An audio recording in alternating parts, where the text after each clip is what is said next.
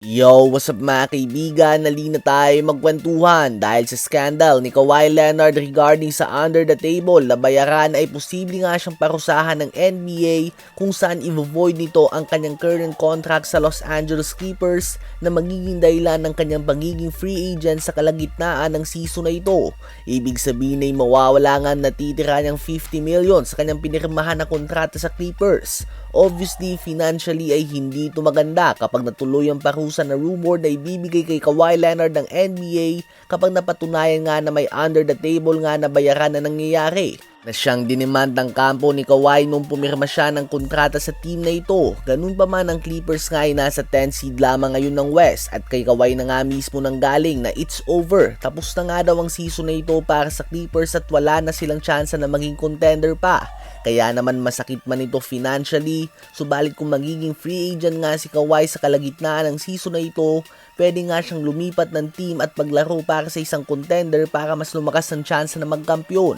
Tatlong team na talagang nagpapakita ng interes sa kanya at nakaabang lamang kapag naging free agent ang two-time finals MVP ay ang Los Angeles Lakers, Golden State Warriors at ang New York Knicks. Sa ngayon ay nais pa din nga ni Kawhi na manatili sa West Coast o sa mga Western Conference team.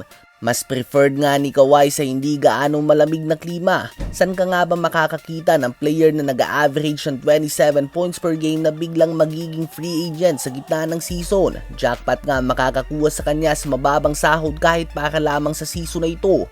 Kayo ba mga kaibigan, kung sakaling maging available si Kawhi Leonard sa free agency, anong team ba sa palagay nyo talagang matutulungan niya at magiging maganda ang fit niya pagdating ng playoffs? Habang NBA naman ay talagang nagdududa na nga sa Utah Jazz. Sila nga din yung team na hawak ang malaking kalamangan noon subalit binangko bigla ang mga star player hanggang sa tuluyan na silang nahabol at natalo sa game.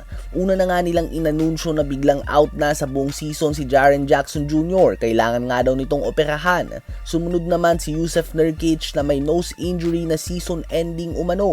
Ngayon lang ako nakakita ng season ending nose injury mga kaibigan. Madalas kapag nababali ito ay binabalik lamang ito sa pwesto at naglalaro ang player na may suot na maskara. At ngayon naman ay biglang na-injury daw si Lauri Markkanen sa practice. Kailangan dumaan sa MRI upang matiyak ang kanyang status at kung makakabalik pa ba siya sa season na ito. Well, ang Utah Jazz nga ay gustong mag-tanking o sadyang magpatalo para sa mataas na draft pick next NBA draft. At dahil nga dyan ay nagdududa na ang NBA, kaya naman magpapadala sila ng sarili nilang doktor upang tingnan kung totoo nga bang injured talaga si Lauri Markkanen o pinipeke lamang ito ng Utah Jazz. First time nga ito na mangyari sa history ng NBA na napakatindi ng pagdududa sa isang team na magpapadala na nga sila ng sarili nilang doktor para tingnan ito. Ano ba masasabi niyo tungkol dito?